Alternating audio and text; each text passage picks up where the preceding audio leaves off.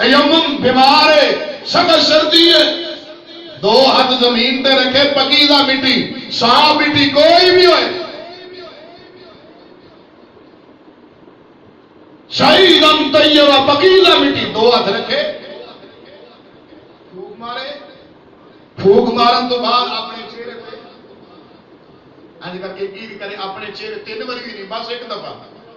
جناب علی فرمایا سجا ہاتھ کھبے تے مارے اور کھبا بس جو تیمم، یہ ہے تیمم کا طریقہ۔ دیکھو دین یسرن، اللہ کا دین آسان سوگا، فتیمموا صعیدا طیبا،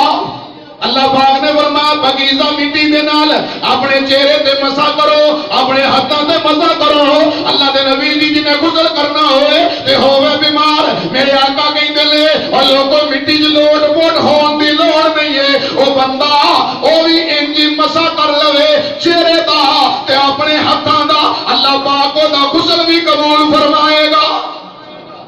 اے سوکھا یا دین، غسل جنابت فرض ہے، بیوی کو چلا جائے فرض ہے، احترام ہو جائے فرض ہے، وہ غسل جنابت کیویں کرنا ہے، طہارت کیویں حاصل کرنی ہے، سمجھو۔ پھر نہ کہو جو سانو دسیا نہیں، 25 سال جمعہ پڑھتے رہا، سانو جناب طہارت کا پتہ نہیں، جتنے عقیدے کا مسئلہ ضروری ہے اوتے طہارت کا مسئلہ بھی۔